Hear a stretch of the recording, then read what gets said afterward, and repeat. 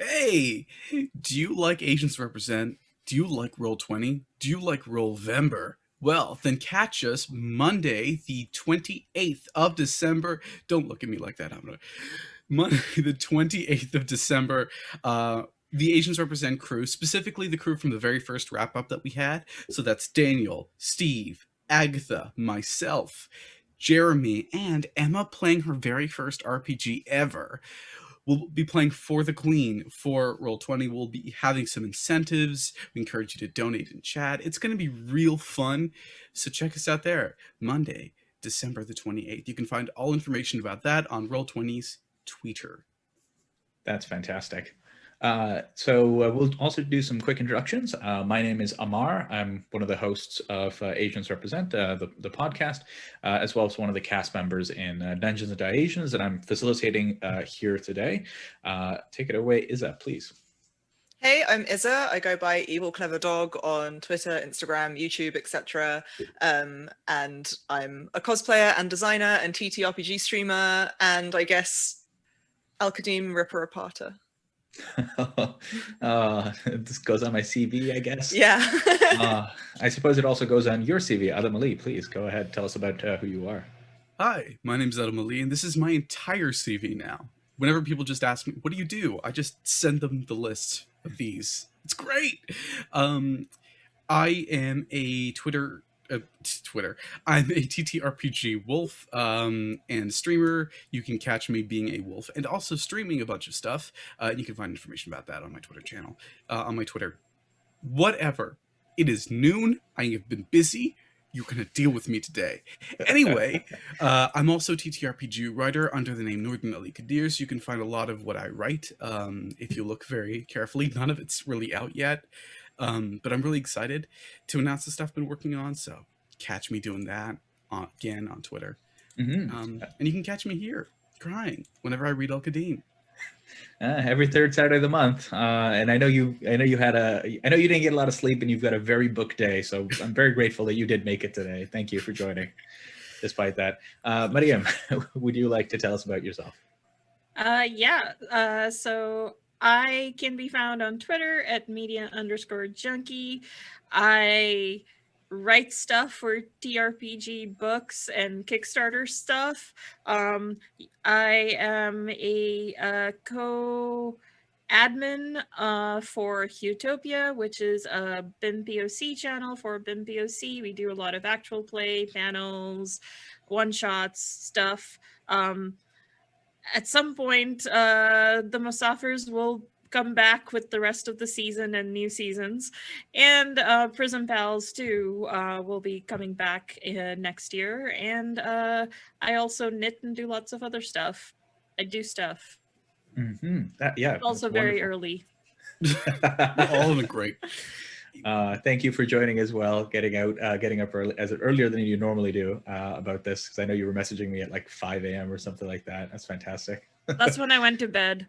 God, what a mood. We stopped hanging together at like 2:30 in the morning. What were you doing for the 2.5 hours? Trying to sleep, and I watched Suryavanshi, which is a whole lot of bad. Oh, good Lord. And unlike the rest of us who are forced inside because of the weather, Ammar is coming to us from sunny and balmy Texas. Would you like to introduce yourself? There's clouds everywhere. Oh, I'm so sorry. It's like 18 degrees. It's so 14, bad. thank you very much. It's freezing out here. Hi, I'm Ammar. I do stuff everywhere. I would like to formally say after that infomercial advertisement, I am not at all associated with Adam Ali. I do not know him. I've never heard of him. Nope, no relation.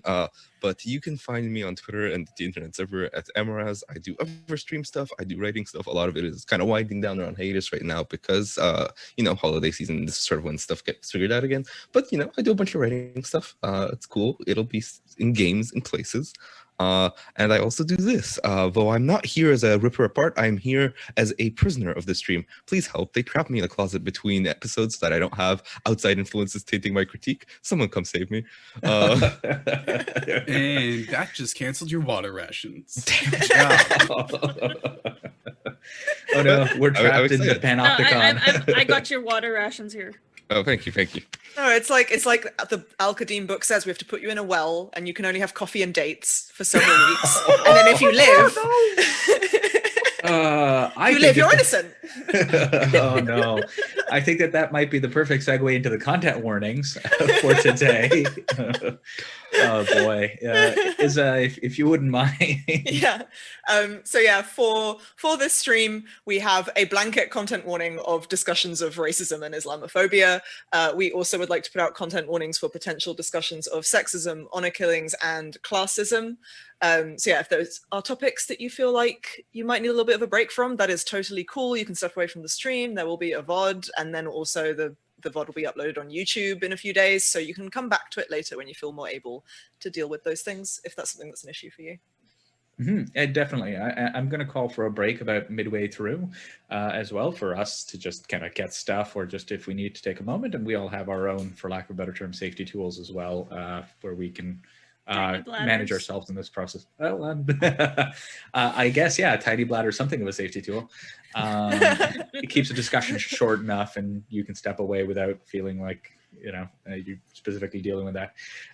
In terms of general approach, my personal approach, and this is, I always like to start with this tweet by DM Steve, who is also on Asians Represent, the Wrap Up, and Dungeons and Asians, and probably 8 other things I'm not aware of at the top of my head. He's talking about his Asians Read stream with Daniel about Oriental Adventures, but you can sub in Al-Qadim there too. So he says, quote, "Oriental Adventures is bad. It has a lot of problems and reinforces harmful stereotypes. But just because I can connect the text to real world racism, it doesn't mean that if you enjoy these books, you are a racist. It means you have the capacity to support Asian stories." And that, I think I speak for everybody, is an important element that we're going to bring up here. We're not just here to tear down Al-Qadim. We're going to try to also highlight the good, and also discuss how, if we were to do it, how we would do it differently, and hopefully or potentially better, or at least less harmfully. So there'll be a bit of that too. I'm still very excited about the game that somebody can stitch together of all of the little clips of us saying, let's do this. The wandering family table remains one that stays in my head. The roaming cousins, I need it. Except, you encounter a cousin, and it's not you have to fight them. It's now you're tied into an obligation of going out to dinner, and a long dinner, and who pays. And that's just... Gotta go visit grandma in order to get the herbs you need. Yeah, you're basically just doing fetch quests for your cousins, I think. That's that's exactly it. Oh, that's wonderful. And I mean, beyond sort of just that tweet, like, I want to, for myself, I do try to approach these things with capital C charity, as I did entirely too much philosophy, in the sense of approaching this work as, the author of this was probably well-meaning, that though they were almost certainly working within their frame, which unfortunately is deeply Orientalist. And that's the other piece I'm bringing into it, which is the framework laid out by Edward Said in Orientalism, his seminal text. If anybody else wants to jump in with any comments? Yeah, I would like to jump in specifically because earlier this week, I made the huge mistake of tweeting some stuff that was mildly critical of the way in which D&D is Euro, white, and sometimes Christian-centric. And a lot of the responses I got were, if you don't like D&D, play another game. You don't have to put it in your games. D&D can be whatever you want it to be. And the issue with coming at people who are criticizing D&D with those kind of, with saying those kind of things is that, A, you can like something and still be critical of it. It's actually very important to be critical of things you enjoy, because otherwise you're just like giving them blind devotion without ever thinking critically about anything, which is bad. But also, just because you can potentially take some of the problematic elements out or alter them yourself doesn't change the fact that those were put in officially published materials. They were written, edited, and then published by a company and a group of people, and that in and of itself is something that's worth examining, because it is also still problematic. Even if you can take it out, it is still in the official book. It's still a problem. Yeah, like to quickly, like if you were here for the very start when we were talking Star Wars for 10 minutes, when you were expecting us to be talking Al-Qadim, you'll notice that like even the parts we enjoy, we were being super critical about a lot of stuff because Star Wars is this media behemoth that we can't ignore, right? You can't avoid Star Wars even if you wanted to. You can't avoid knowing stuff about it. And so being critical about it even when you enjoy it is necessary. The other thing I'll add is the reason we're doing this, because like I feel like sometimes people wonder, hey, why are you talking about this setting book from like however many decades ago, like 20 something years, I think. Happy 90s. Yeah, thank you. 30 something years then, or maybe 20 something. That doesn't matter. However many years ago, right? A while ago. Why is it still relevant? Al-Qadim stuff hasn't really come up, and like unlike Oriental Adventures, where Karatur is mentioned in D&D 5e, I don't know if Zakhara is in the same way or with the same frequency. And the answer is twofold. Or one, it's that it's still a useful learning tool, right? It's still a great way for us to use the basis for a critical discussion to bring forth to other materials, because other more newer products do stuff like this. I've seen no less than like a half dozen Kickstarters in the last 3 months that have fallen into traps that we've discussed. The other thing I'll say is it's to provide advice to folks to bring worlds like this into their own game, but also to make changes in, like, say, playing D&D 5e. I think that's actually going to be really relevant in today's discussion. We're going to hit on some things that they did well today, and then some bad stuff. But the stuff they did well is stuff that they failed to do well in later editions. And I think it's worth sometimes examining the past to see what good things and what bad things were forgotten. Mhm. I think it's, oh, good Lord, Mariam. Why'd you put that in the chat? It doesn't matter. For those who are watching on YouTube later, Mariam brought up Ryan was a prostrate maiden and the icy womb. Continue.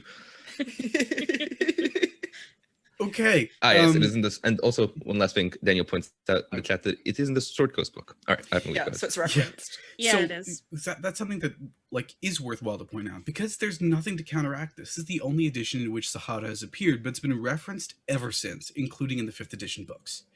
So if someone's like, I want to play a person from this Zahara place, that's intriguing. This is what they have. They do a Google, and this is what they have. And it's still available for purchase on, DM's Guild, right? Because there's nothing to counteract it, this is the first major foray and first step into a lot of these cultures that TTRPGs has ever taken, and you get to the point where a lot of the books that have come after in different game systems, because 5e's only gotten this, have still taken inspiration from it or been built by similar people. The Pathfinder Southlands book, they're currently having a 5e Kickstarter. Don't worry, that's different. They've really changed quite a lot, and they have new cultural consultants on board.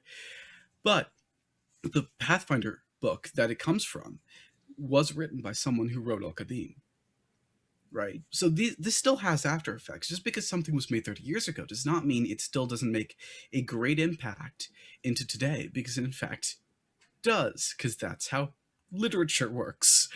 I'm actually looking forward to talking about some of this. I am horrified about talking about others. But before we get there, Mariam, what are your thoughts? Because you're the only one who hasn't spoken, which means I can now put this on you. General approach to how we're approaching the text, or even general sort of feelings and thoughts and impressions and reflections. I think for me, I focus mainly on how it's like how Arabian culture somehow, at least in these books and these worlds, are kind of this mishmash of Arabian and a lot of other cultures which would not define themselves in any way Arab or Arabian. And it can be problematic, because then it's this thing of like, there is, in a way, by smushing it with Arabian Adventures and similar sort of a genre, the erasure of Muslims in South Asia, because now South Asia is basically, it's Hindu culture and Indian, and it's missing out this big population of Muslims that are not Arab.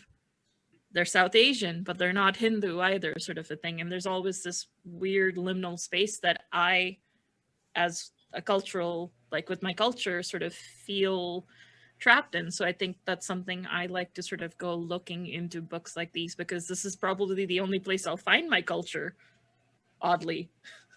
And I mean, those of us who grew up in, you know, out of the countries in which our parents came from, or our grandparents came from, you know, is unfortunately sometimes this material is the only place where we feel like we are being represented, where we can go and get a sense of what our stories are.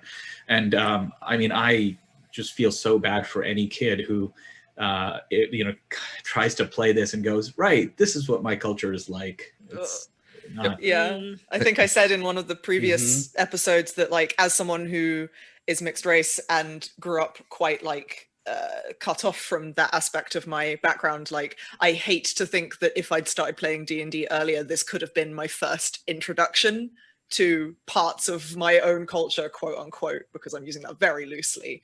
But yeah, it actually makes me like feel really sad to think about that could have been that for some other people. Yeah, we have a tendency to joke about like, isn't it funny that our cultures are just dates and honor killings? But yeah, that's what a lot of this book tries to make it out. Like, the only things to really be inspired by when it comes to our cultures are dates and honor killings. Or if you want some drama or shocking stuff, it's like, these things aren't drama or shock value.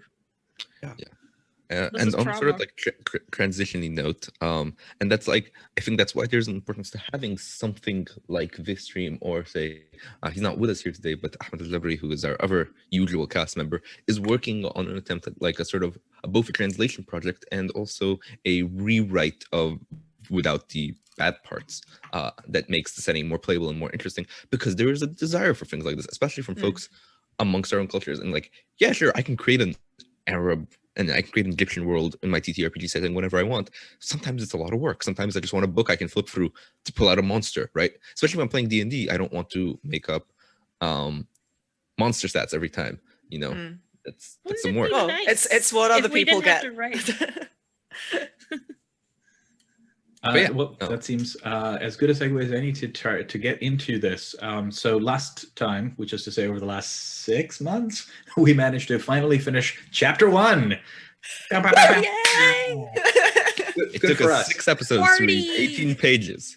That's how bad it was. I'm sure the rest of this book we'll just fly right through. So let's start with chapter 2, characters. No foreshadowing. No foreshadowing. So we did. Just a quick procedural note. We did decide that after sort of we sort of read the first part of the book, the introduction, and chapter 1, sort of like sentence by sentence. We sort of word for word. We did decide that over the rest of the book we would kind of read ahead a bit and text each other, being like, "Oh my God, have you seen this?" And then decide we would just kind of pick up aspects of it as we went along and read relevant parts. So we're going to change up the format a little bit. Sorry, Adam Lee, please go on.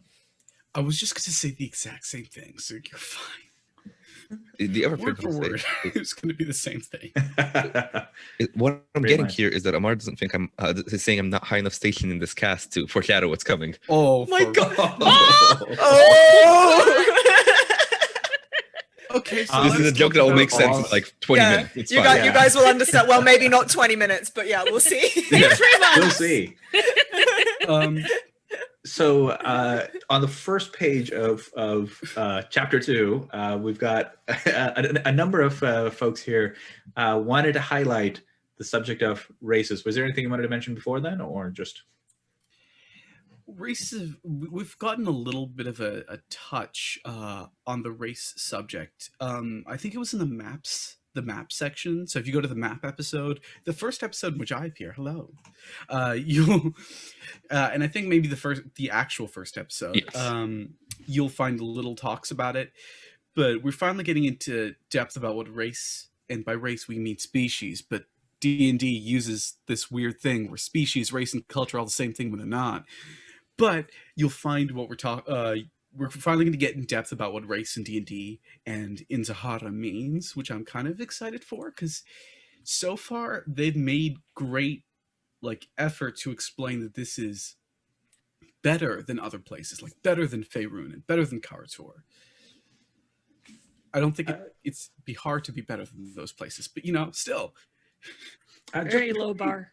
Do we want to comment on the art on the side there? Is there any, just before we dig right into race? So with the black and white art, I find it a little bit harder to talk about because I find the way it's drawn actually obscures a lot of what I would look for in like costume design and stuff. Mm-hmm. I feel as though, like, as some general statements, the woman's face looks like a very generic white woman in fantasy art face to me. The clothing is a little bit more difficult to talk about because it's quite obscured. But yeah, we've got camel riders. What a surprise. I don't mind that so much. It's just that everything in this book is so like blanketly typical that it's just like, yeah, of course they're camel riders. I will say she is riding a camel. I appreciate that the outfit is practical. Like, it looks like pretty practical desert wrappings, right? Yeah, like the stuff. Yeah, the headdresses. The headdress is the one part where I'm like, we could maybe talk some stuff about that. I can't tell if this wants to be a headdress or a helmet. That's what I can't tell either. I can't tell if it's trying to be like a sultan type headdress. I think it's meant to be.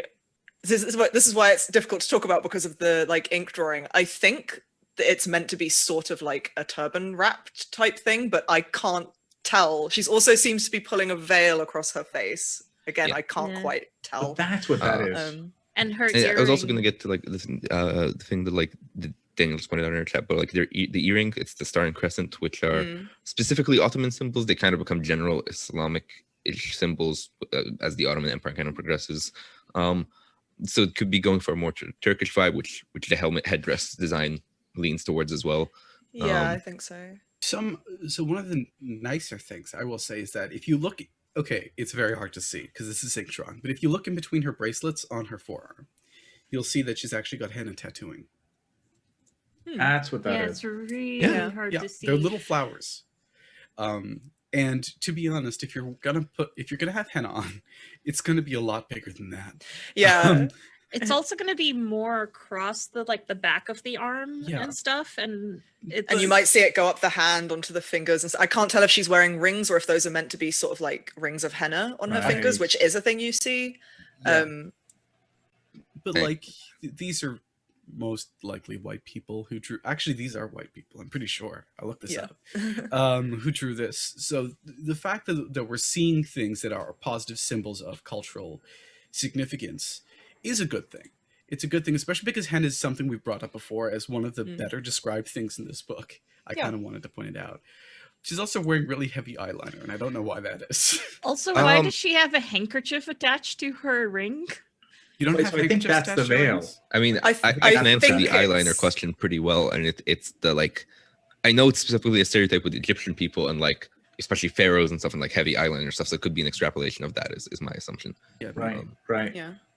Yeah, I think the cloth hanging down from her hand is meant to be like attached to the turban or headdress or whatever it's meant to be. And I think she's like pulling it from over her face, like so you can see her face. I think that's what she's meant to be doing. Maybe. But it's difficult to tell. Ooh, look to at my extrapolate face. a little bit more on like the eyeliner thing. I know it's specifically used as a sort of exotification. Ooh, they're sexy because they got so much eyeliner type thing.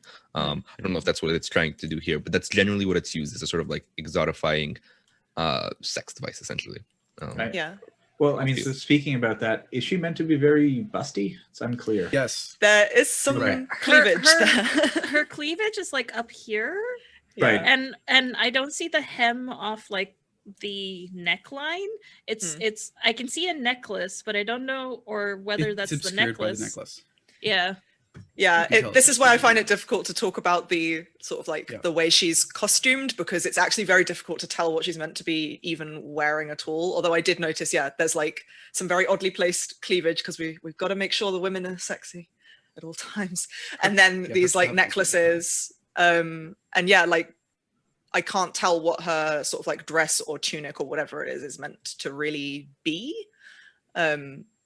Well, at least it's not a bra, like those tank top like up there. I Yeah. think the Oh, last thing. we'll see those coming up though. Oh, God. Trust me. Oh no! The last thing I want to say on this question before like we move on is it was put in the chat that the eyeliner could just be a result of like the heavy ink style. And I think to that I'll say yeah, it very well could be. I don't know if 100% like they were going for the thing I was talking about earlier, but I more generally like that is what heavy eyeliner in especially like depictions of Egyptian folks, but generally like Arab folks represents or is used to do. Might not be what they were going for here. Could just be an artifact of the art, though with the cleavage and some of the other stuff. Who knows? Kind of looks elven. I've seen a lot of elven, like when we're talking about fantasy ink drawings, I've seen a lot of elven eyes drawn like this as well. Her ear is not pointed though. You can tell one ear on the. Anyway, I think we're overthinking Yeah. this a little bit. I think we've said the important stuff, so let's go on It's, to I do want to mention on the art subject because we're going to talk about art more because we're finally getting to see more art. We're excited about that. Art budgets for this edition of AD&D were relatively low. So things were made a bit quicker. A lot of it's not in color. So remember that when we're talking about art and we're being somewhat critical about it, sometimes it's probably because these things were made super quick or because they made a choice to put art here instead of there because they wanted to exotify this element because they've only got the budget to do art for one. I will. You know, there's good and bad here. I will add to that though, and it's not necessarily like a bad criticism or anything. It's just it is a criticism of like anything that's there. It's not like people could take and I quote this from a comedian specifically that it's not like it was a photograph where someone took a photograph and then there it's like okay, it had to be drawn. There more than just a click happened for it to be there. So choices were made. Yep. Yep. And you know the overall impact, especially sort of the harm of the end product, is still relevant, even if the reason why it was because of lack of money, that rather than sort of malice. Like it still has that impact. Yeah. Yeah. So shall we get into the section on races? Yeah. Are we going to read the section on races, or do you guys just want to? Yeah. How do you want to go about? I feel like this is worth reading. Do that because I think I think most of us felt that there were some significant improvements here, so I think it'd be worth to do that. I'd like to quickly offer like the first two paragraphs are just a summary of like, hey, this is character creation rules. Most of the things work the same. Here are the changes. Ability scores aren't changed. Yeah. That's what they say. So just from the subheading races, I think is probably worth. Actually I just wanted to reading. give the audience an idea of what we skipped. So Yeah. Oh yes. Okay. How about I read, because I realize I don't get to read very often. Yeah. Go for it. So races. All the standard character races exist in the Land of Fate. Players may assume the roles of dwarves, elves, gnomes, half-elves, halflings, and humans. Except as noted here, the usual abilities of each race still apply. Humans are by far the most common race in Sahara, especially in the more populous areas. Although elven and dwarven nations lie on the fringes of the Land of Fate, in the heart of Sahara, non-humans are a vibrant minority, maintaining at best a halflings market or gnome district in a few cities. In addition to the PC races, a number of other humanoids may be found in Sahara cities, including orcs, goblins, gnolls, and even ogres. I'll read the next little bit and somebody can take over the abilities. Despite their small numbers, non-humans suffer almost none of the prejudices found in most, quote, Western, end quote, AD&D campaigns. In comparison, Sahara is an egalitarian society. Here the standard, quote, racial hatreds, end quote, of the AD&D game, such as the antipathy between dwarf and elf or hatred between gnome and goblin, no longer exists. Saharan elves deal with orcs and dwarves as easily as they deal with humans, though it's true that many elves ultimately prefer to deal with other elves. Hatred may arise between individuals, families, or nations, but not at the level of racial hatreds detailed in the core AD&D rules. So yeah, that's technically good is the term we've been joking about using. I would almost go on to say it's pretty just flat out good for the most part. Yeah, like I'm its genuinely time and surprised to see everything. this here. There's some like more complicated parts later on, but like this section is just good. Like they simply looked at the racism, and I mean the only bad part I would say is not getting rid of it from the core thing and just saying like only Zahara Yeah. is free race. That's why I like, still say technically good, because it's like done on the side. They don't kind of thing. introspect enough to realize that's a thing they should be removing from all setting locations. But that's all you need to do to like get rid of a lot of one, or at least once you do this and acknowledge the implications this has, you can then go from there and start unpacking the other sort of artifacts of this core thing. Because once you stop treating racial groups as a united entity because of their physical characteristics, you can begin to write them with complexity that this setting sort of begins to get on. And they even say, yeah, individual people might have feuds. An elf and a dwarf could have a fight, but not because they're an elf and a dwarf, but because, you know, they had a shitty breakup, whatever, you know? Yeah. Congratulations on describing how people work rather than how stereotypes work. Yeah. So, I do want to mention the abilities for a second. I'm not going to bother reading it, but basically, dwarves and gnomes used to get a +1 attack bonus in AD&D against orcs, half-orcs, goblins, and hobgoblins, or kobolds and goblins in the case of gnomes. They don't get that anymore. So if you want to attack someone, you don't get any bonuses for that. If you're being defensive, if something is attacking you, that's when your bonuses apply, which I really do appreciate, because what overall this says to me is that there's an awareness of what they have written already. Like an awareness of, maybe not an awareness that this is bad and you shouldn't include it in a TTRPG, but you know, that's a lot to ask for, I guess. But an awareness that, hey, this is very flavored a specific way, even down to the stats we used. Yep. So if we want to establish this, we've got to take back those stats, and we've got to make effort in the flavor text to really push forward that maybe they are a minority here, but they're a vibrant, supportive minority and supportive with each other in terms of no racial tensions. And that's an awareness of previous writing that you don't even get to see nowadays. There's one other thing I want to point out. Sorry. And that is that this is in, okay, so in the 90s, 2001, September 11th had not yet happened. And like, this is one of the times where we really do have to talk about the real world. But believe it or not, there were still already racialized treatment of Arabs in the time before 2001, and they were not positive, right? A lot of people focus on what South Asians got, which eventually evolved more into the 9/11 stuff. But the Arabs, for the most part, still retained an aura of distrustfulness, isolationism, and, if we're being frank, a little bit of they're kind of savage. So to take this, you know, this racial tensions do not exist, and put it into the Arab world, if they're going to have to pick one, I am really impressed that they chose this one, because it really goes counter to what all the racial stereotypes around then in the West, where this book was made and produced and published for, you know, what the racial stereotypes were. I'm kind of impressed by it. Overall, like, I agree, it's fairly good and technically good in the sense that this is only for one setting, but there's some real like glimmers of light in a text like this where it tells you something that, you know, part of them was going against the common stereotypes, not for. Oh, sorry, you're not finished. Which is like counter to the honor killing stuff we've read, but you know.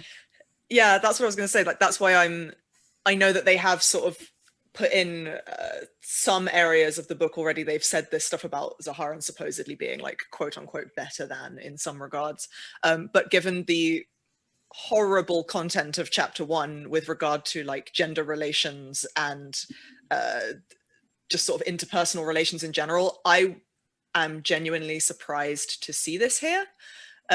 Because a lot of what we've seen already is this very like prescriptive idea of what different people can be in this setting, and we are about to see it again like after this section.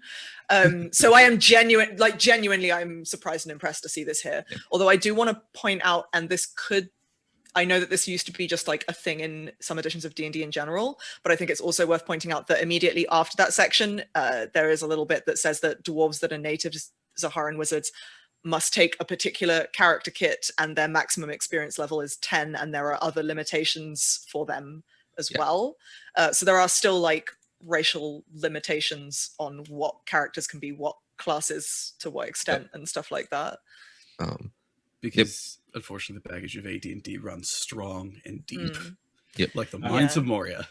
The other thing I'll say on like that is, so to me, it's actually not too shocking that they have that the idea is that like, oh, this is a land with honor killings and high values of purity, and this can coexist. Like because I think like if you ever try to raise critique of media from other culture anywhere on the internet, whether it's your own culture or someone else's culture, and like you'll get a bunch of white people, a bunch of Americans coming in. Oh, well, for them it's normal, right? I'm sure you've seen that, like especially if you try to talk about like a critique of an anime, someone will be, well, that's normal in Japan or whatever.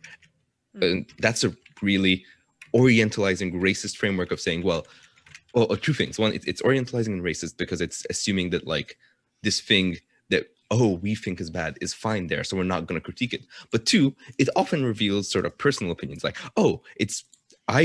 sure, maybe this thing is bad in our society, but I like it, and well, I find this other culture and project my beliefs onto it and use it as an excuse to keep doing it. So to me, it's not that surprising that they would be like, oh, this is a land that is better than ours, but it has honor and purity.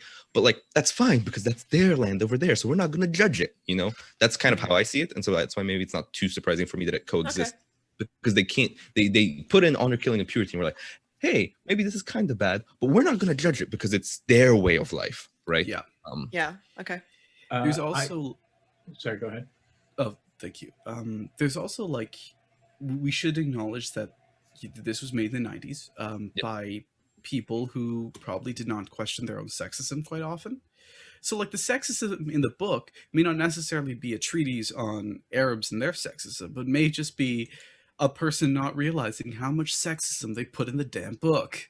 Oh, right? Almost definitely. But that's why I'm surprised to see them thinking about race in a more critical way. I would have to, I would admit that I would expect those things to come sort of hand in hand. And there is obviously racism in this book. I just, I'll give credit where it's due. I mean, I broadly speaking agree with everything all of the illustrious members of this panel have raised. I did want to call out one little bit which I think was problematic in this, which was maintaining at best a quote halflings market end quote, or quote gnome district end quote in a few cities. That to me hinted of being sort of ghettoization, which is how a lot of people, and I mean, again, this kind of touches on this idea of Orientalism, where you basically just kind of assume that your same power relations exist just over there with a different cast of characters. So it's basically, oh, I can go to Chinatown, which has been forged because people of that origin, that descent, were historically not allowed to integrate or leave these ghettos. And well, maybe in Sahara, it's basically the same thing, but the dominant people aren't white. And so that's how they would treat everybody else. And so that was one little bit that I was like, I don't know about that one. I think you probably could have skipped saying maintaining at best a halflings market or gnome district. Like, I don't think you need to hint at ghettos in major cities. The species enclaves. The thing I would add on to that is like, I kind of understand, I think, like the rationale that they might have been using of like, oh, well, it's not a Western setting, so all these Western races aren't going to be as prominent, right? And I don't think that's a good thing, right? Like, I think it's a D&D world. People are going to want to play dwarves, gnomes, halflings. Let them be as prominent. Let them be as integrated into the culture. Let them be as ubiquitous as humans.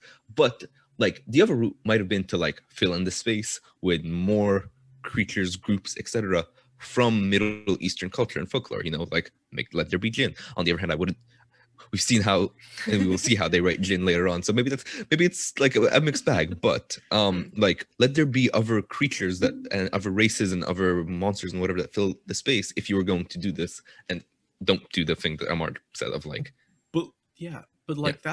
That's a really cool point, Amra, that when it comes to our folkloric races, unlike what we saw with Oriental Adventures, which, oh god, I don't know what they were trying to do there, but like our folklore races are monsters here. They're not people. And we don't have playable Genasi yet, which is like the one one thing. And even then they don't really have great stats, or like compared to like your tweet of like, you know, druids and druids are kind of everything in the kitchen sink. Mm. Yeah, it should be mentioned that like later books do get into a bit more into like the folkloric races stuff, theoretically from Arabian culture. But this is the very first book, and so far we've found very little mention of it until later, and it's not going to be great. Yeah. On the topic of druids, they're also not native to the land of fate. Yeah, that because comes up. apparently Yeah. we don't have later. nature here, so Yeah. Oh, I found The that very odd. The desert is not nature? Okay, Yeah, cool. so I would have liked to have seen, right? This might be skipping ahead a little bit, but there's literally a paragraph that says druids are not native to the land of fate and they're not allowed as newly created characters. If a player decides to bring a druid into the campaign anyway and the DM allows it, the character must be a foreigner. Now, that basically implies that there cannot be any kind of like naturalist type character within an Arabian setting, which is quite disappointing because we know how much they love to talk about sand.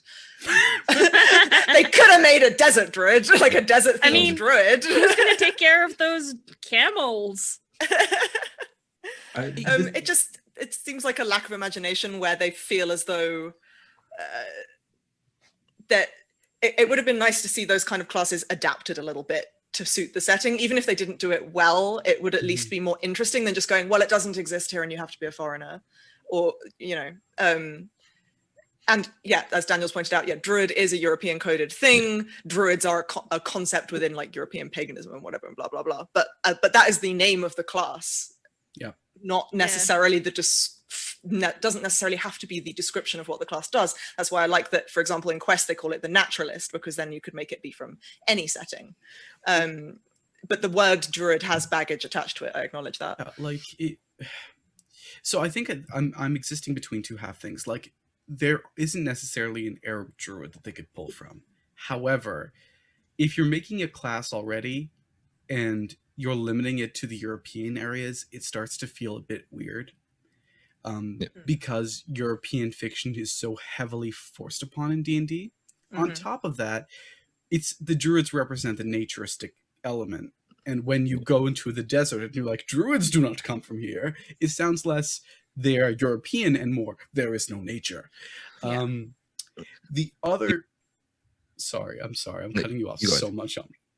The other thing about the druid thing is that, like, it is always possible. It's not great. Sometimes it's not great, but it is always possible to sometimes do just palette swaps by changing a name around. And this is something I've done as a writer. When I wrote for Jiangxi,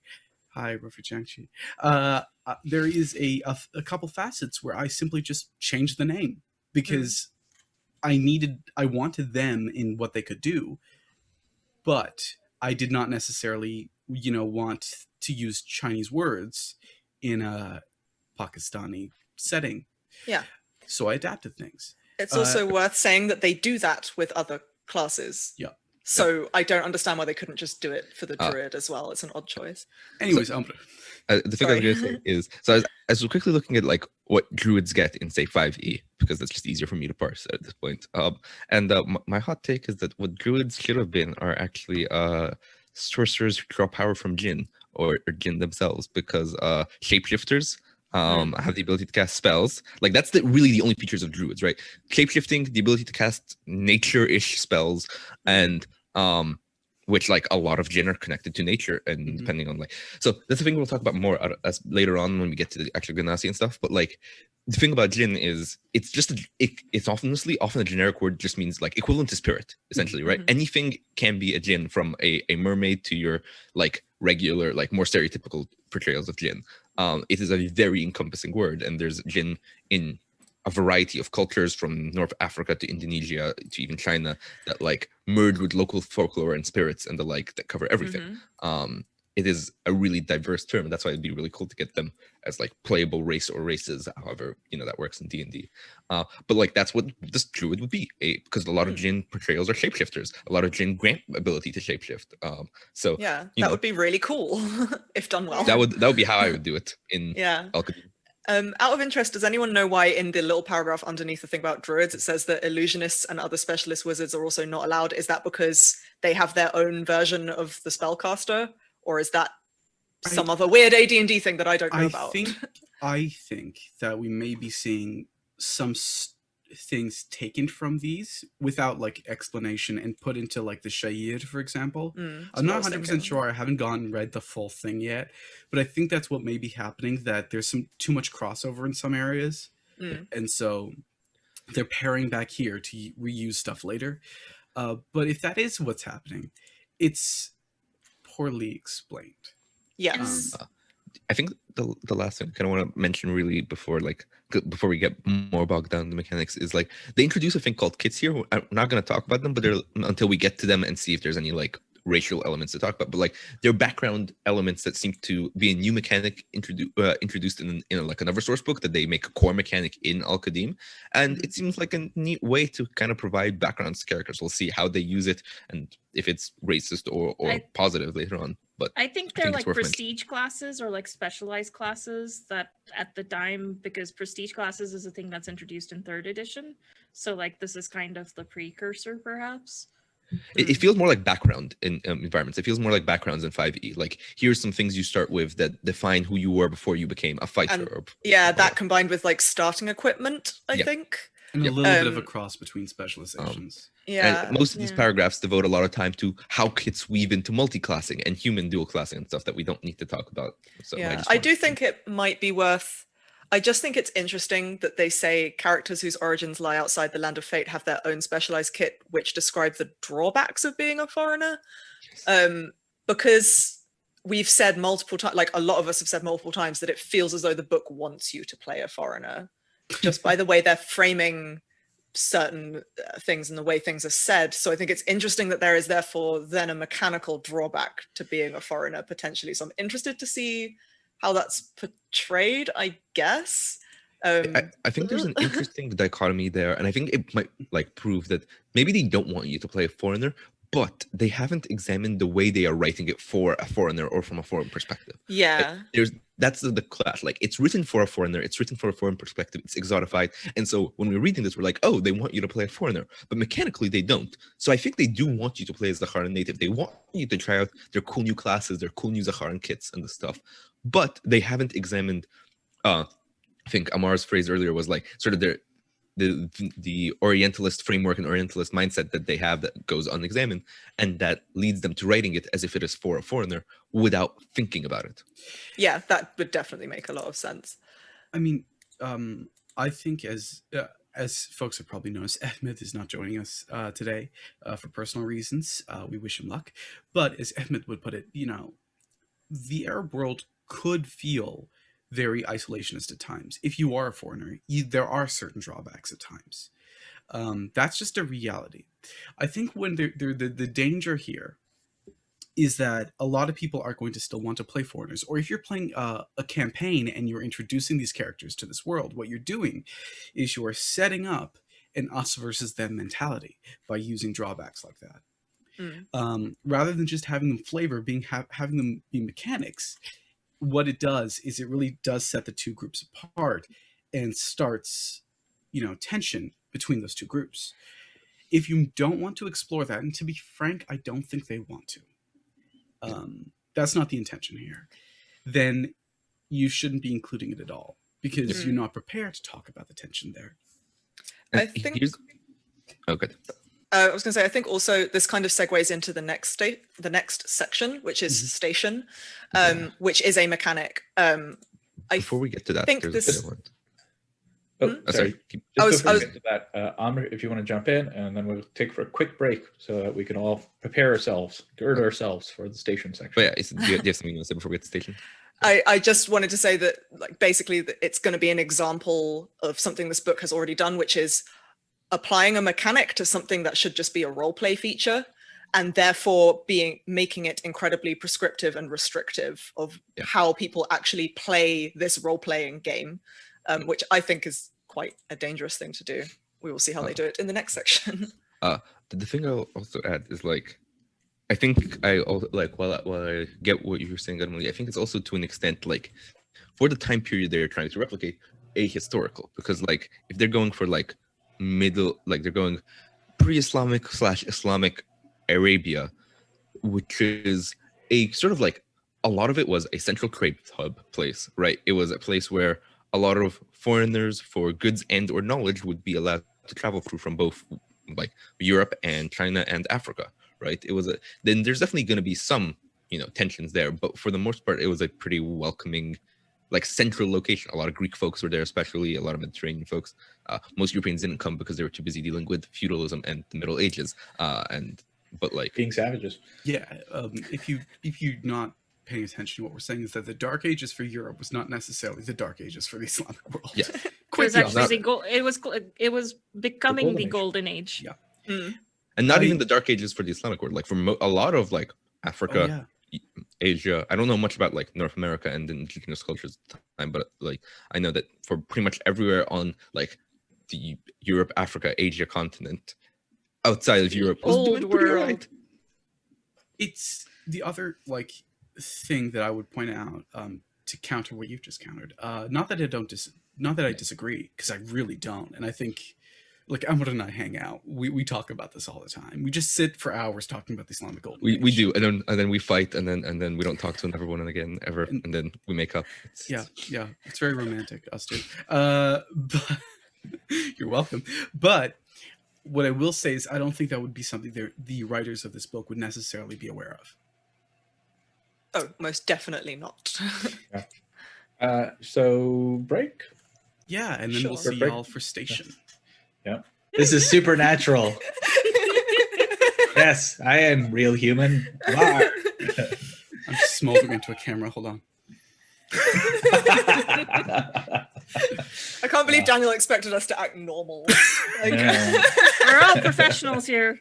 I was like, I'm gonna count y'all in, and then you just like stood silent, and then Amber just disappears out of frame. I disappeared because it's a dab. Then I was like, no, I'm out of here. This is a professional production here. I'm going to unmute. Welcome back to our very serious stream about very serious topics. Hello. It's actually in the contract that I wrote and signed myself that said anytime someone dabs on stream, I have to disappear. So that's how we get rid of you. Well, this is heavy stuff. It'd be kind of nice if we we have fun. Oh no, my camera. It's okay. Ignore me. Continue. Different dabbing mode. That's what you get for dabbing. I know you're my friends because you both immediately dabbed. Welcome back to the station. No. Welcome back to Critical Read. In to the station section. Al-Qadim. We're not there yet. We've arrived at the station. Choo choo. Yeah, oh God. That's okay. what I was doing. I said no foreshadowing. Oh. All right, fine. But actually, just before we get into the station section, so there's a little bit more there with groups, classes, and kits. Was there anything in that section that anybody wanted to chat about, or is that something that's going to be covered a bit later when we get into the kits properly? The only like real interesting thing is that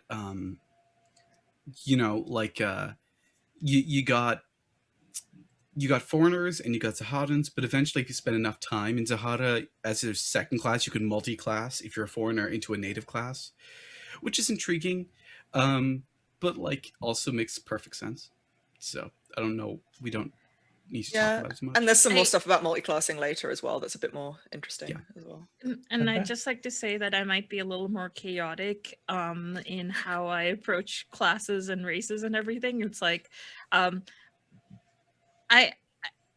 the whole, if you want to be a dwarven mage, you have to be this, you can't be anything else, and general sort of restrictions to me just seems very arbitrary. To be fair though, that's like not a Zaharan thing, it's an AD&D thing.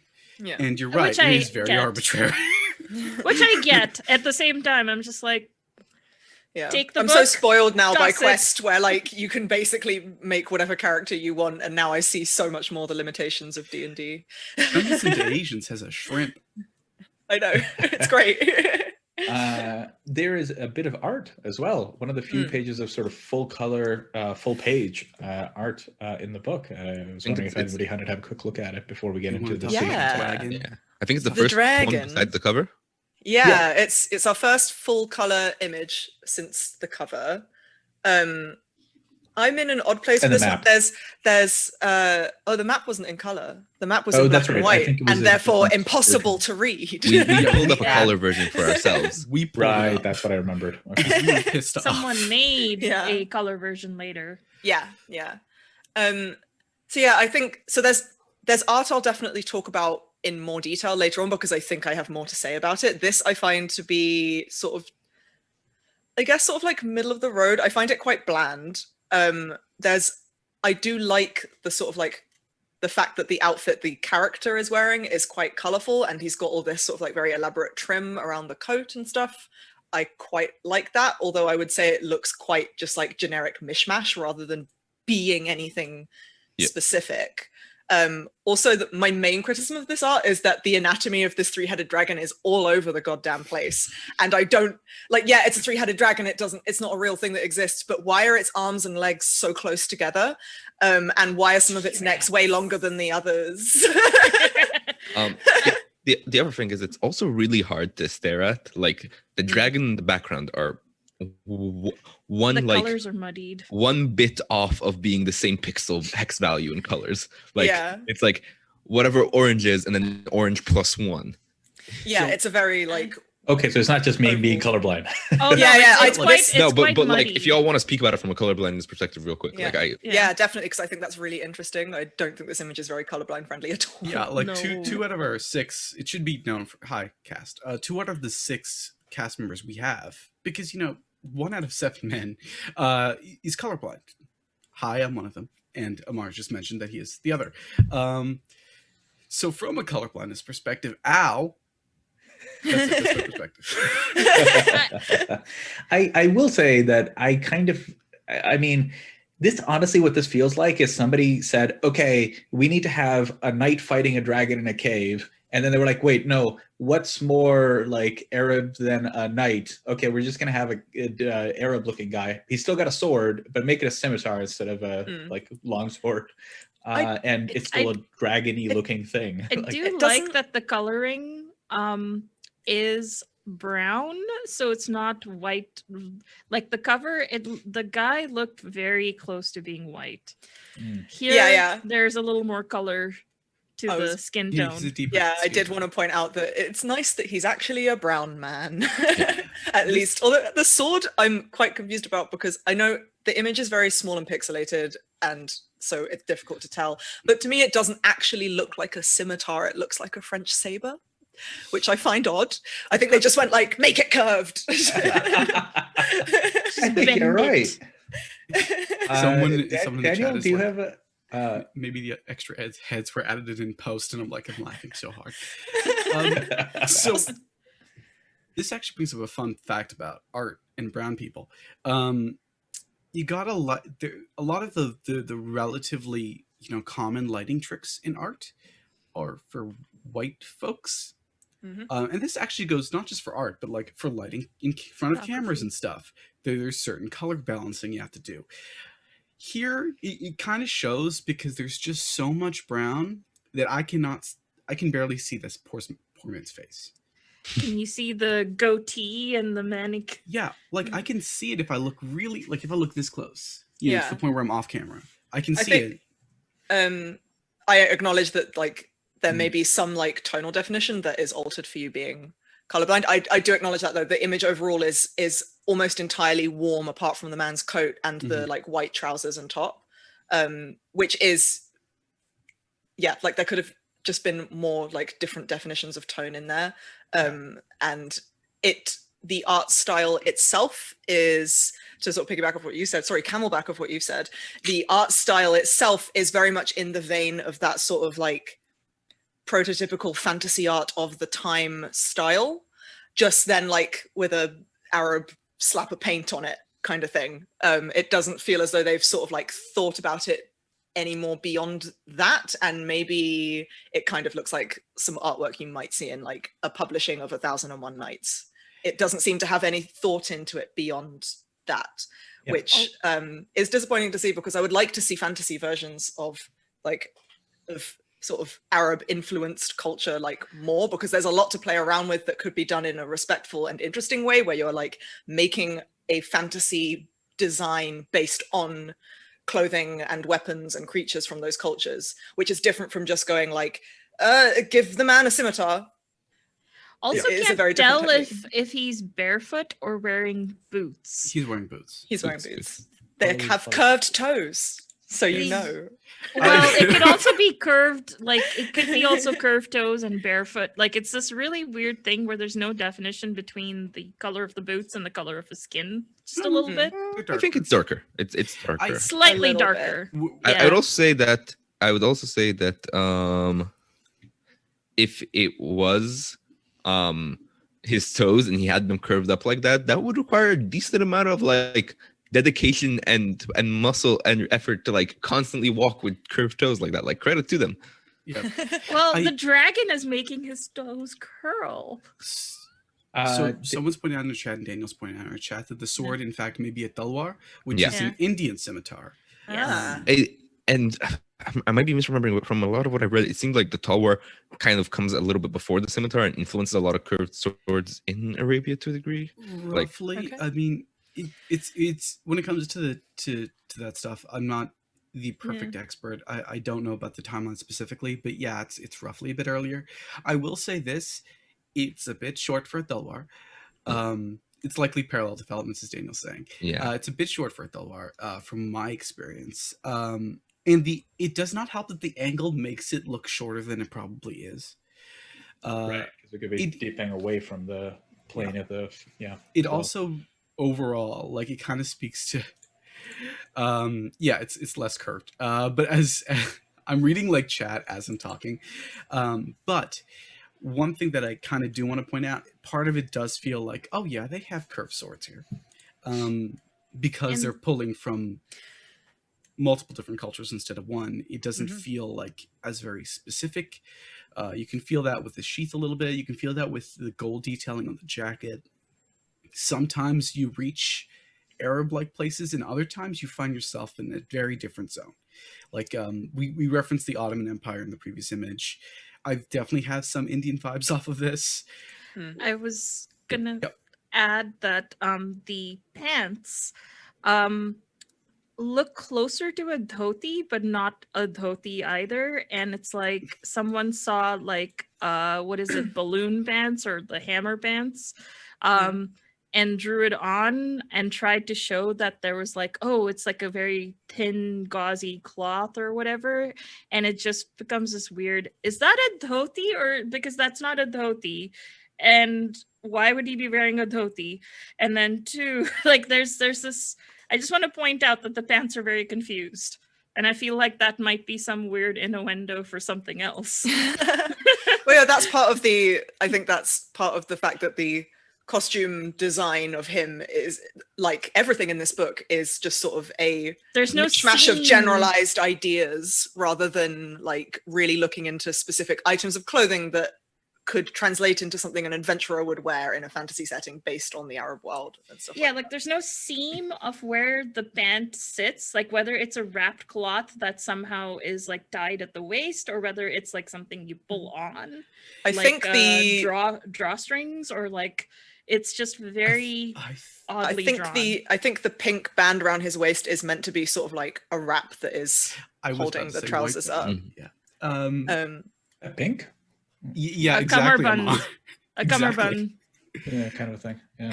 Because that's just white to me. Yeah. It is pink. It's a sash. It's overall like the thing I really.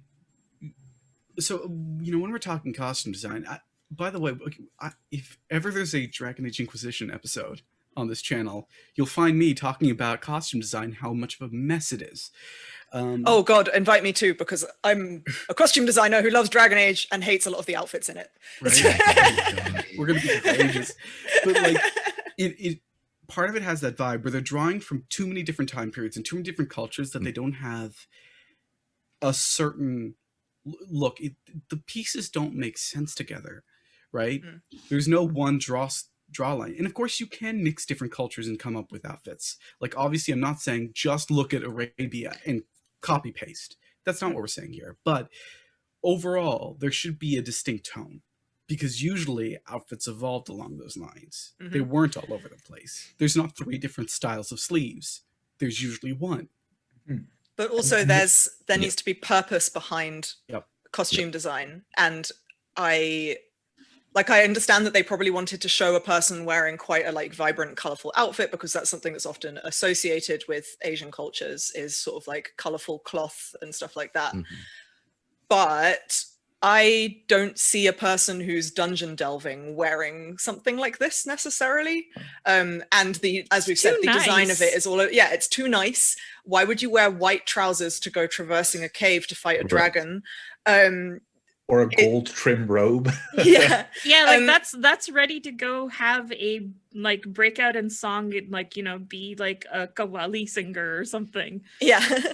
But yeah, like I'm not necessarily against people, you know, designing characters however they want. I just feel like this doesn't have a lot of intention behind it. I feel like we said, they've just sort of like taken a bunch of things that look vaguely Arabian. Like he's got the Aladdin little waistcoat thing. He's got the sash around his waist, the sort of dhoti trousers, but not dhoti trousers. And then this like big colorful trim on his coat and the curved sword. And they've gone, these are all elements of things we've seen in stuff to do with the Arab world, quote unquote, because it's mishmash of other cultures, but that's this whole book.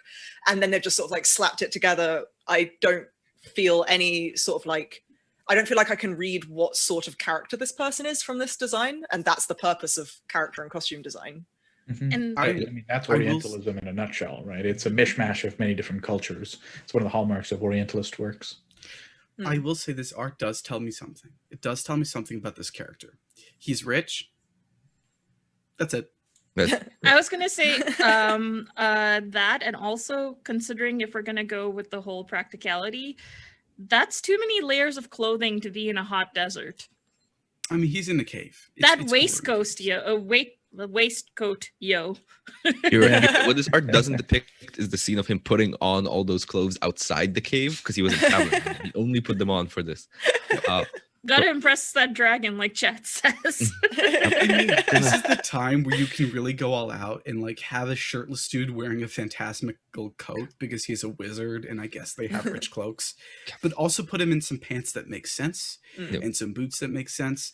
Like, also, this is the time to really play with that stuff. Yeah. Also, if he's meant to be like a knight warrior type character, then A sword mage. Islamic armor is really cool, and I would like to see it used more as a basis for fantasy character designs. Thank you. I'll talk about that more later when we get to the armor section. Well, I'm gonna wrangle us in, because I think we're all staying on this art to try to avoid talking about the things we don't want to talk about, and I understand it, but Don't I think lampshade that shit.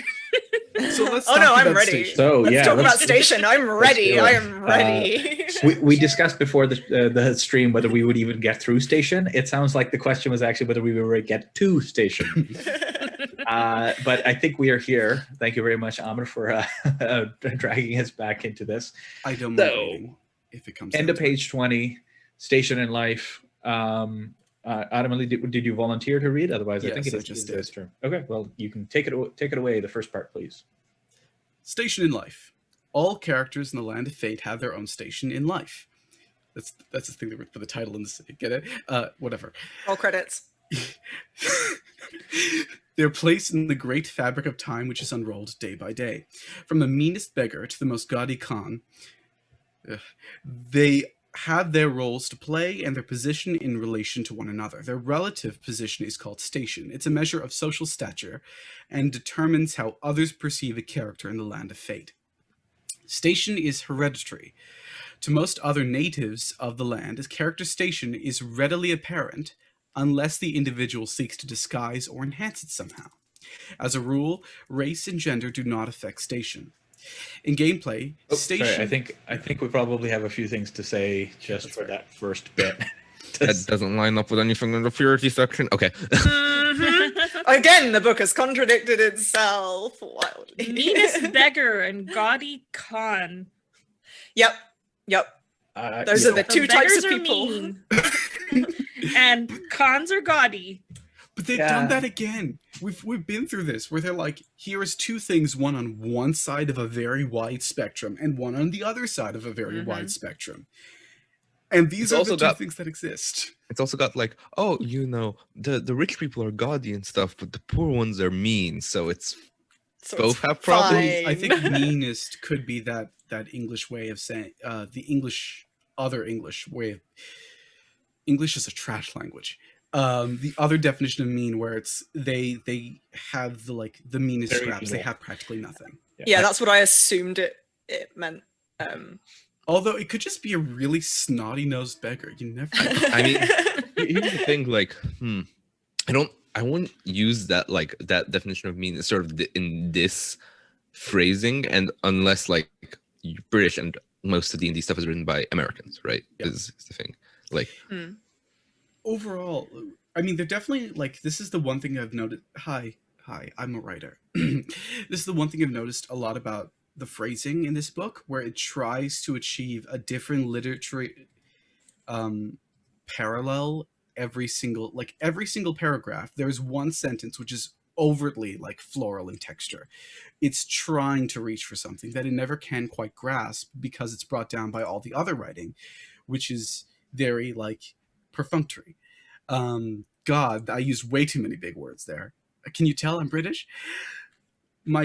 Sorry, Isa. My point is that like I can definitely see them going for the meanest being the least. Here's the problem with that in a sense like this. Gaudy Khan. Gaudy could also be like, they are wearing rich fabrics, but the vast majority of people who read this, including us, are going to think, oh, this is a person who is overtly ornamental. They're trying to show off. It's an adjective that is designed to reflect their personality, not necessarily how they dress or who they are. When you compare that to the meanest beggar, it is only natural to then assume that that adjective, meanest, applies to their personality and not necessarily who they are in position in life, because we're already doing that with the Khan, right? When you are comparing two things, you really have to make sure your adjectives are the same kind of adjective. They apply to the same things in order to get a message across. It's again like they're reaching for a kind of language that they're not grasping here, simply because they're ignoring the natural way to read things. Mm-hmm. It's really odd that Khan is not capitalized, because I've never seen it used as like a noun rather than a proper noun. Is it? I think you were trying to jump in there. No, I just wanted to say that I think it's also worth saying, like, regardless of the intended or resulting meaning of the meanest beggar thing, that this is another example of that like Orientalist framing of either things are desolate or they are gaudy and opulent in the mysterious East. And they've done it again. They do it every single time they need to give an example for something. And yeah, again, as a rule, race and gender do not affect station. Y'all didn't fucking say that before, though. And yeah, my main issue with this section, which I'll probably go into it more when we've read a bit more of it, but my main issue with this station thing is that it is literally a mechanic that it turns classism into a mechanic in the game that you must partake in, and it's really bad. Like really, really bad. So yeah, I think I will provide the most qualified, but I will provide the most the biggest defense or the strongest defense of that, which is, whoa, hold on, D&D is recognizing that role playing happens, and that maybe that's a thing that we can do something with. What? That's nuts. I don't know what you're talking about. AD&D was all just, grab and smash and stuff, and that's it, right? So the other thing I'd like to mention, that's actually kind of cool that they're actually even doing that. So especially so early. Yeah, like the way in which it's, again, we're about to read this section, but like the way in which it's done literally limits roleplay, which I find very disappointing. Yeah, that's the qualified part of my qualified defense. It isn't a very good mechanic, but hey, they're trying. That's really cool. In 92, like that's early, right? That's long before the narrativist, the GNS, the Forge, like long before all of that stuff came about, right? I think not too far after. I don't remember whether it was Dave Arneson or who's Gary Gygax. One of them wrote like the greatest danger to tabletop role playing games is those role players, those storytellers. He wrote in a magazine at some point. What? Okay, yeah, it's very strange. I acknowledge that I'm coming at this as someone who really got into D&D and tabletop gaming very regularly like last year, so I have come at it from the point of like, I enjoy this narrative thing I get to do, and then we also get to kill stuff on the side. So I come at it from like the opposite perspective from that, and it just blows my mind when I hear that is how D&D used to be treated. Let's not get too far to Gary Gygax right now. I think Umbra, you have a very I was gonna mention that, like, also the use of the title Khan here. Khan is a pretty like historically Mongolian title post for like I'm fairly certain it's like Means like ruler? not used in Arabia until like Genghis Khan kind of conquers a lot of the Asian continent, and then you have like some Khan dynasties like the Mughal dynasty in India and the like, and so it kind of spreads there. And even still, like right after, like when Ottomans kind of reclaim all that space, it's not used as a title. That's a weird title choice for them to pick here. And they've also shown like some knowledge of the titles before, right? I'm fairly certain they've mentioned Sheikh as a title multiple times. Sultan. Yeah, they've mentioned Sheikh as the sort of wealthy one in the purity section. That's where it's come up before. So it's weird they swapped to this title here. A quick control of and Sultan they use as well, but quick control of the book shows that they use Khan a couple of times. Apparently, okay. Yeah, apparently comes up a couple more times, and we'll talk about that later. But that feels weird to be the first reference to the word with no context when it is not as explicitly in the region they're trying to draw on. That is a very good point, because shoot, I'm forgetting which of the steppe peoples, but one of the ones that I think it was Genghis Khan who like established one of the bigger empires, who converted to Islam. And that might be why that's finding its way in through this book, is because this is like a pan-Islamic world thing. So they're like, yeah, screw it, let's just go with Khan. It's called Arabian Adventures. Yeah. I don't know if Mongols can be in Arabian Adventures, right? So it looks like the answer might have been Ghazan Khan, who converted. Genghis Khan was generally pretty open about learning from all religions. He would, during his conquest, he'd invite religious scholars from the areas he was near or conquering to learn about their religious beliefs. And so he'd talk with Muslim scholars, Christian scholars, all the scholars for all sorts of different East and South Asian religions to learn and do like it broadened his philosophical horizon. But he never, I don't think, converted to any of them outside of like, which I'm not qualified to talk about, like the religions of the Mongol steppes, which might just been like more traditional stuff. Yeah, It's Thank you also for the correction. the titles that we've been using so far, like they are very much a mishmash. They come from all over the place. There's so many of them, it's hard to parse where roughly they are. I mean, I guess that's what station is for, but they still don't like, there's no Khan. We're going to get to the tables later, but there's no Khan. And it on the just table? feels weird that it's not capitalized, because even as a title, they're like, it's one of those things where it, Like they capitalized Sultan. yeah, They like do not it's- capitalize Caliph, which we'll see later Yeah, on. I was about to say, Yeah. they didn't capitalize Khalif. It's It's- a bit of a mess. And they, Sorry, is Mariam, Imam please. usually? Sorry. We're interrupting, please, Mariam. yeah, it's just one of those things where it's not like, it's not necessarily like sacred or whatever, but it's just one of those things. Whenever titles are used, you capitalize them because they're an honorific, and to use it without capitalization makes it more common, and then it's at odds with the station, what we're going to get into about how the stations are and everything. And it seems like it could be one of two things, or even both, of A, not understanding how honorifics work and just sort of editing that kind of did not think that, okay, honorifics should have like a standardized thing, and making sure it's capitalized everywhere in the book. I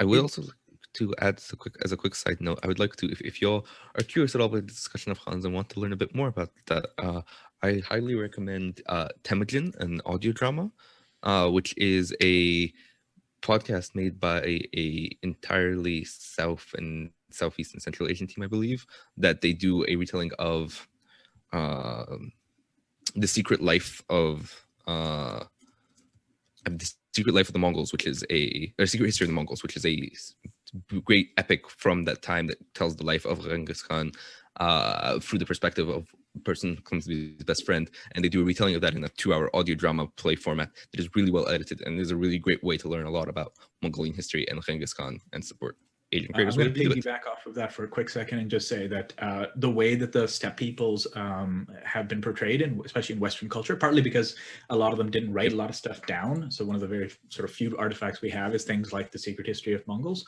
They've been portrayed as bloodthirsty conquerors. And unfortunately, they couldn't like there's nothing in the record to counteract that in a number of ways.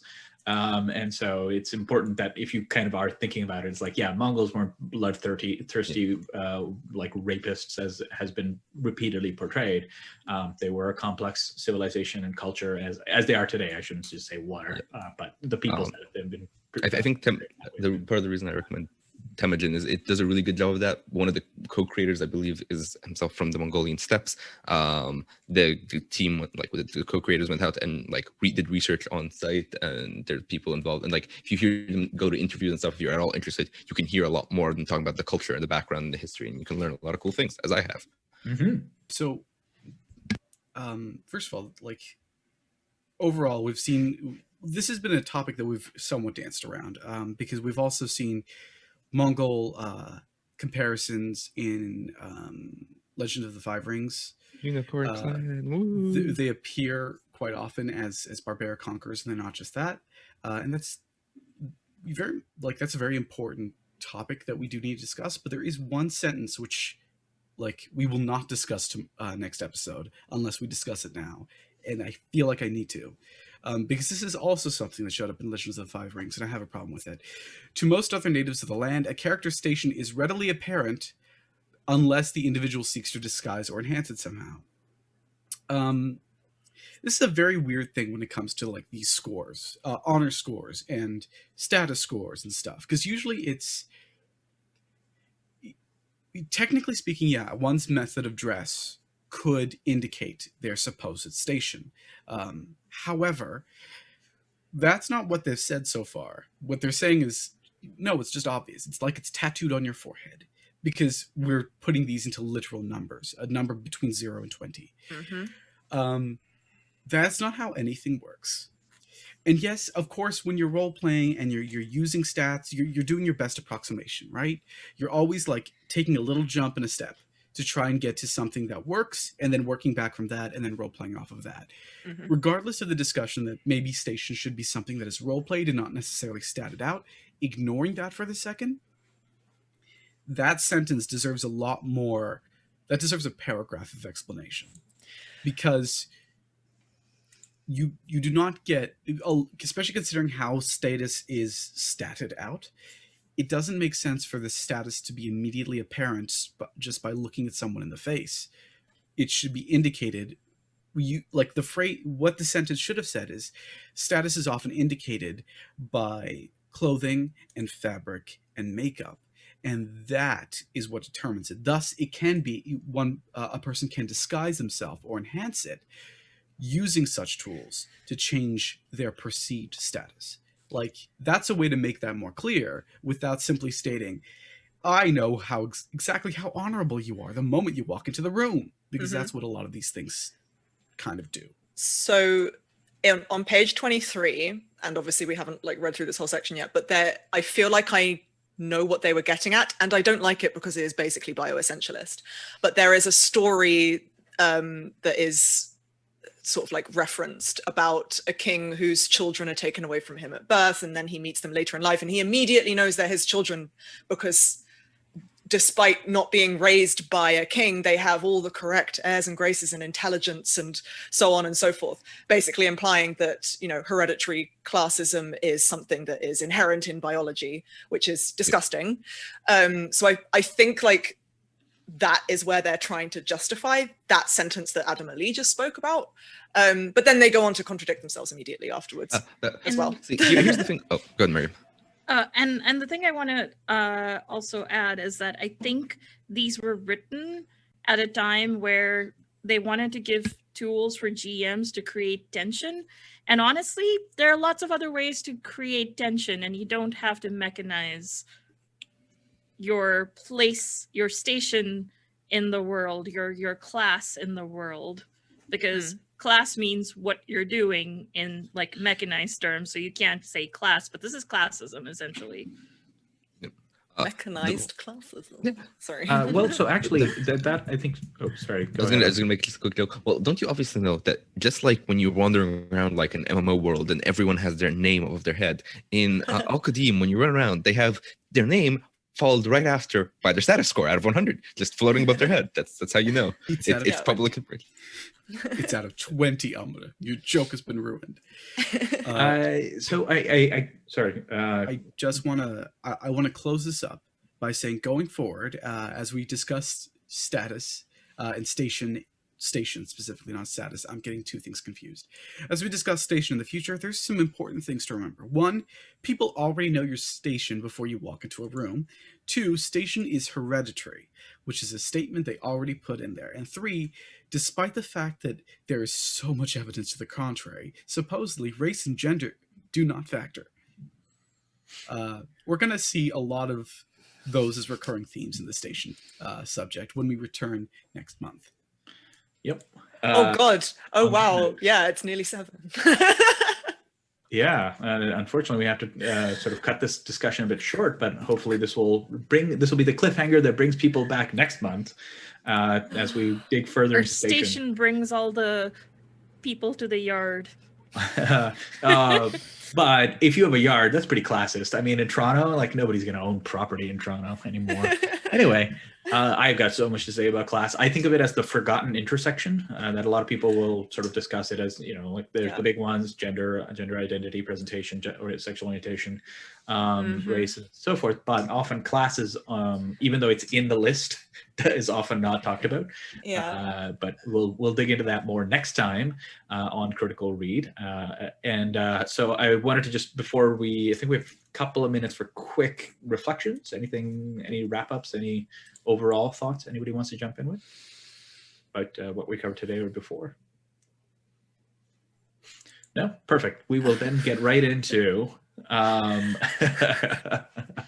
we'll let everybody reintroduce themselves and sign off. Isa, if you wouldn't mind. Yeah, cool. Sorry, yeah, I have a lot to say about this, but I want to leave it for next week when we've read more of the section. Because yeah, I agree with you that classism gets overlooked in these kind of things a lot, and I think it's a really interesting thing to look at with this section in mind. But yeah, so I'm Isa. You can find me, if you somehow want to see more of the things I do, you can find me on Twitter and Instagram at evilcleverdog. You can also find me on YouTube at youtube.com/evilcleverdog, where I post videos about cosplay and crafting, and maybe soon some things about costume design, which you've heard me talk about a little bit here today. And I am also a TTRPG streamer, as I mentioned earlier. So in fact, later today, poor Adam Ali has to see me again when we play the finale of the Trio Bright, the Burn Bright campaign we're both in together over on Chromatic Chimera at 6 EST, 11 PM GMT.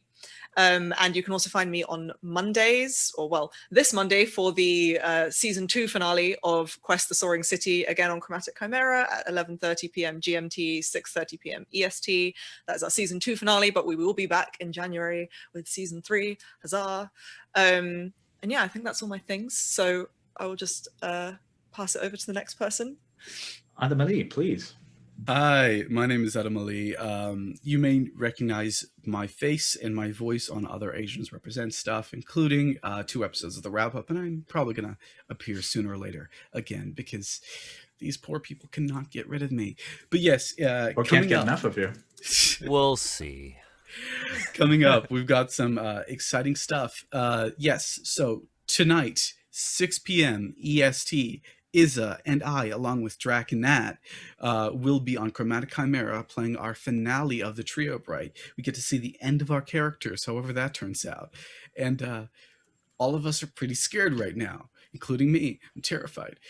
If you like me and Burn Bright, and you like Drac and Burn Bright, you'll get to see more of us on Monday, where we're playing a Burn Bright one-shot for Rollvember on Roll20's Twitch channel. It's not just us. We have B and Tracy from the Broadswords, and our very own Daniel Kwan. What? And we're all going to get together and play a game of Burn Bright. We're super excited for that. Remember to support Rollvember. By the way, on Rollvember, yes, that's right, you'll see me the Monday after, because Mondays and me, we just go together like gravy and something. Where Asians Represent, the original wrap-up team, as I like to refer to us, will be joining up to play For the Queen on Roll20's Twitch channel for Rollvember. That is Daniel, Steve, Agatha, myself, Jeremy, and Emma playing her very first RPG ever for you. So you don't want to miss that either. Of course, you can just follow me on Twitter at WerewolfFeels for all of this stuff and even more as they become more apparent. And yes, as I can officially put out there, I have written a scenario for Jiangxi. I'm very excited for y'all to see it, and I cannot wait. I cannot wait to do more writing in the future. Turning it over now to Maria. Can you tell us who you are and where people can find you? I am me. Sorry. No, I'm me. Oh no, go ahead. Yeah, so I'm Miriam. I go by they, them pronouns. You can find me on Twitter at media_junkie. Not Jiangxi.